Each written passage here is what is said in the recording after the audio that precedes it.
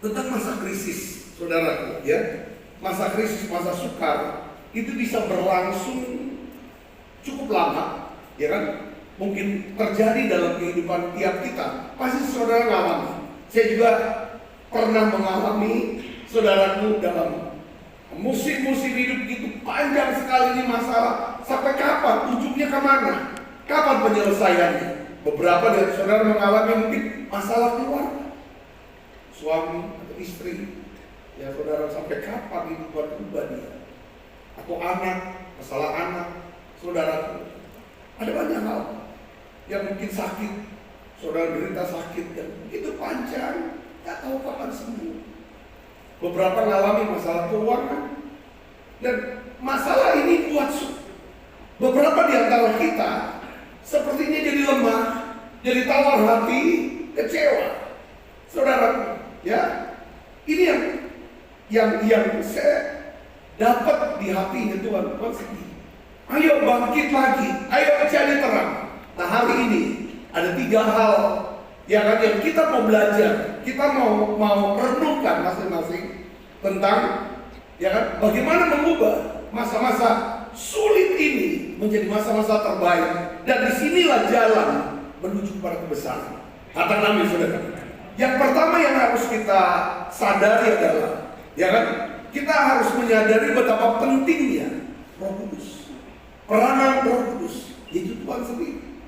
Maksud saya adalah begini, ya saudara, di masa-masa kita mengalami yang namanya kesusahan, masa susah yang gak tahu sampai kapan ini ujungnya, kita harus ambil keputusan, ya kan, lebih banyak berada di dalam hadirat Tuhan. Katakan hadirat Tuhan. Hadirat Tuhan, harus ada banyak di hadirat Tuhan, saudara kudus. Ya, masuk dalam hadirat Tuhan, ya kan? Karena di dalam hadirat Tuhan inilah kita bisa dapatkan kekuatan, sukacita, kita bisa lebih peka apa yang Tuhan mau dalam hidup kita. Jangan jauh dari Tuhan, saudara. Jangan jauh dari Tuhan. Untuk saudara bisa berada dalam hadirat Tuhan, kita semua sudah tahu caranya dengan apa? Berdoa. Karena berdoa. Naikkan nyanyian pujian pada Tuhan, masuk dalam penyembahan. Saya bisa ikut menara doa, saya bisa ikut doa pengurapan. Saudara saat berdoa setiap hari, saudara jangan tinggalkan ibadah-ibadah raya.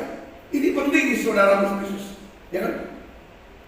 Harus ambil satu komitmen saudara tiap hari. Aku harus mengalami yang namanya jalan. Kalau kita membiasakan untuk terus ada dalam hadirat Tuhan, ya saudara, karena kita tahu pentingnya Roh Kudus, pentingnya Tuhan menyertai saya. Ada satu kesadaran dalam pikiran saya, dalam hati saya, ada Tuhan yang menyertai saya, ada Tuhan di pihak saya. Alkitab katakan, kalau Allah ada di pihak saya, siapa saya?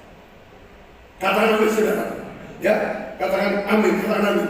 Nah, saya ingin berikan pada saudara, ya kan, dalam masa-masa krisis ini, masa-masa saudara-saudara naikkan doa, tapi doa belum dijawab. Apa yang harus saudara buat? Tambahkan doa-doa saudara dengan firman Tuhan, ya. Biarlah beberapa ini ada ayat-ayat di bawah ini yang bisa menuntun kita dalam doa, bagaimana Tuhan bisa mengubah masa-masa krisis yang begitu panjang menjadi masa-masa yang terbaik. Saya ingin ajak saudara untuk baca dalam Yesaya 32:15. Mari kita baca sama-sama. 1, 2, 3. Sampai dicurahkan kepada kita roh ini Roh Kudus dari atas. Maka apa? Padang gurun akan menjadi kebun buah-buahan, dan kebun buah-buahan itu akan dianggap hutan. Padang gurun saudara berubah jadi kebun buah-buahan. Ini perlu proses yang panjang. Saudara Yesus, ini masa ada guru bicara tentang gambaran tentang satu krisis yang panjang. Saudara, sedangkan kebun buah-buahan gambaran daripada kehidupan Maharus. Kehidupan yang apa? Berhasil, beruntung dan berbahagia. Saudara dalam doa, saudara percaya sepanjang aku dipenuhi Roh Kudus, aku ada dalam hadirat Allah. Aku tahu ada Allah yang menyertai saya, maka padang gurun, kehidupan padang gurun yang saya sedang alami ini, Tuhan akan ubah menjadi kebun buah-buahan. Yang ngeri katakan amin. Jadi saudara coba mulai jadi Kristen yang tidak cuma berpikir melihat bahwa mujizat, kalau saya doa hari ini besok Tuhan jawab, minggu depan sudah jawab, dan lain sebagainya. Tidak. Tapi kita bicara dengan orang Kristen untuk melihat jangka panjang. Yang penting katakan amin. Kita bisa melihat keadaan Kempten, musim pahala indah. Kalau kita bisa melihat dari tahun 2000, tanah kosong semua. Tanah kosong, semuanya tanah. Tapi bagaimana Tuhan bisa mengubah yang tanah kosong, saudara, seperti padang gurun berubah menjadi kebun buah-buahan. Kata Nabi, lewat proses yang panjang. Saudara, ada mujizat-mujizat yang Tuhan bisa kerjakan. Waktu kita berdoa, seketika terjadi. Tapi ada mujizat yang bisa terjadi lewat apa, saudara? Komitmen kita, disiplin kita untuk terus hidup dipenuhi dengan Roh Kudus, diubah oleh firman, dan kita memiliki yang namanya keluarga rohani. Yang mengerti kata Nabi, 3 hari ini ada proses panjang. Saudara, saya melihat ada beberapa teman, saudara, mengalami krisis cukup panjang. Saya sudah 27 tahun jadi gembala, saudara, di sini.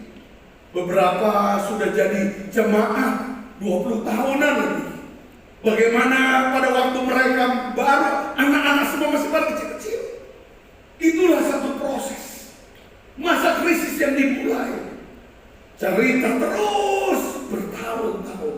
Yang kita hanya bilang adalah terus hidup dalam hadirat Tuhan, terus ikutin firman, jangan lari dari keluarga rohani. Proses jalanin, ya kan? Masa-masa sulit jangan membuat menjadi putus asa, menyerah, jalanin tugasnya. Saudara, akan terjadi setelah memasuki tahun ke-20, anak-anak sudah mulai besar. Apa yang terjadi, saudara? Tuhan mengubah padang gurun menjadi